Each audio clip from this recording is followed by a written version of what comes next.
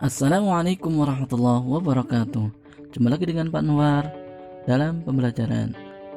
Pada kali ini kita akan belajar tentang manfaat sumber daya alam pada tema 2 subtema 2 kelas 4. Mari langsung saja kita mulai.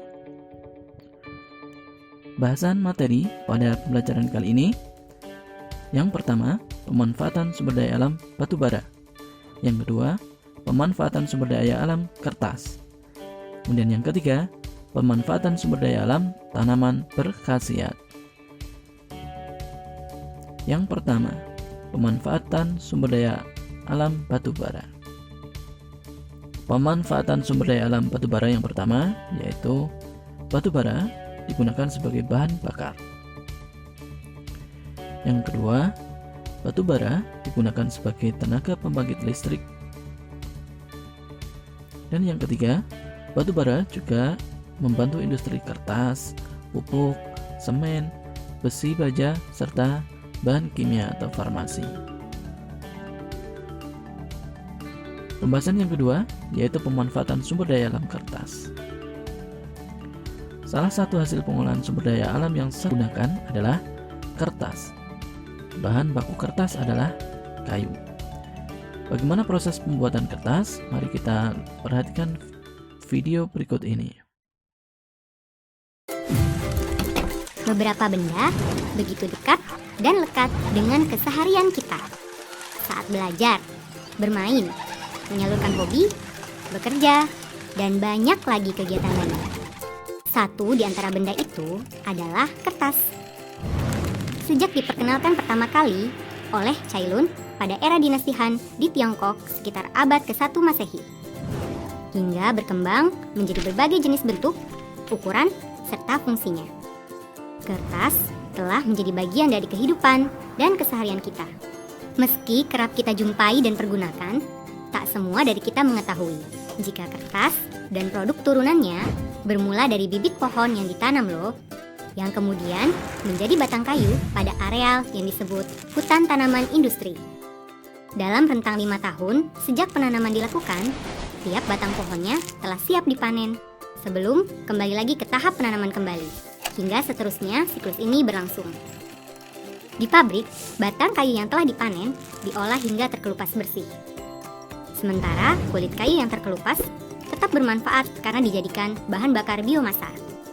Kemudian, kayu tadi dicacah hingga menjadi serpihan atau yang disebut wood chips. Caranya, serpihan kayu dimasak dalam tangki raksasa yang bertekanan tinggi, serupa proses pencernaan dalam tubuh manusia. Hasilnya, dalam bentuk yang lembut, serat kayu yang dibutuhkan akan terpisah dari kandungan lainnya. Selanjutnya, bubur kertas atau pulp akan mulai terlihat bentuknya. Sesuai kebutuhan, pulp ada yang dikeringkan hingga berbentuk padat dan siap dikemas. Ada pula yang langsung diproses ke tahap selanjutnya. Selanjutnya, pulp tadi sudah bisa diolah untuk menjadi kertas dan beragam produk turunannya. Caranya dengan terlebih dahulu mencairkan pulp hingga berbentuk bubur yang dikenal dengan tahapan wet end. Mengalirkannya ke mesin di mana pulp diperas dan ditekan sedemikian rupa atau biasa disebut tahapan dry end, hingga terbentuklah lembaran kertas seperti yang kita kenal dalam bentuk gulungan raksasa. Dari gulungan tadi, dilakukan pemotongan sesuai ukuran dan jenis produk yang dikehendaki. Berlanjut ke pemilahan dan pemeriksaan kualitas. Diakhiri dengan proses pengemasan dan pengiriman ke berbagai tujuan ke seluruh penjuru dunia. Produk kertas dari Indonesia seperti Asia Pulp and Paper telah mengekspor produknya ke lebih dari 120 negara. Kamu tahu nggak kalau Indonesia merupakan salah satu negara penghasil kertas urutan ke-6 di dunia dan 10 dunia untuk pulp. Selain itu, industri pulp dan kertas sendiri telah menjadi gantungan hidup bagi lebih dari 1 juta orang.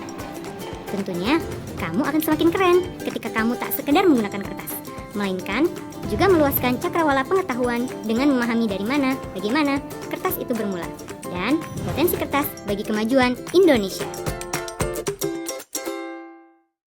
Demikian tadi proses pengolahan kertas. Sekarang kita lanjutkan bagian yang ketiga, yaitu pemanfaatan sumber daya alam tanaman berkhasiat. Ada tanaman apa saja? Yang pertama, jahe. bisa untuk mengatasi masalah pencernaan, mengurangi rasa sakit, membantu proses detoksifikasi, mencegah penyakit kulit, anti peradangan, dan melindungi dari kanker. 6 ini diantara manfaat jahe. Kedua, kunyit. 6 diantara manfaat dari kunyit yaitu meredakan peradangan, mengobati mah, meredakan masalah BAB, meredakan nyeri haid, menurunkan berat badan, meredakan nyeri. Ketiga, kencur. Manfaatnya 6 diantaranya mencegah kanker, mengobati penyakit akibat bakteri atau jamur, mengobati kencing batu, masuk angin dan flu, mengobati diare, meningkatkan nafsu makan, dan menurunkan kolesterol. Kemudian yang keempat, temulawak. Manfaatnya bisa untuk mengatasi masalah sistem pencernaan, osteoartritis, pengobatan kanker, obat anti radang, obat jerawat, dan menjaga kesehatan hati atau liver. Kemudian yang kelima, daun sirih menurunkan kolesterol dan tekanan darah, penangkal kanker, mempercepat penyembuhan luka bakar, menjaga saluran pencernaan, mengobati mimisan, juga bisa digunakan untuk obat batuk.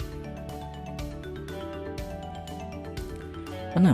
Daun sirsak untuk mengobati kolesterol, kanker, diabetes, asam urat, penyakit paru-paru, juga bisa melancarkan sistem pencernaan. 7. Mahkota dewa bisa untuk mengobati flu batuk, meredakan sakit kepala, bersifat antivirus antibakteri, menurunkan kolesterol, menangkal radikal bebas, dan mengatasi gatal pada kulit. 8. Lidah buaya. Manfaatnya bisa membantu melancarkan pencernaan, membantu penyembuhan luka bakar, menjaga kesehatan rongga mulut, membantu menurunkan kadar gula darah sebagai sumber vitamin C, dan juga bisa untuk meredakan sariawan. Berikutnya 9. Daun binahong.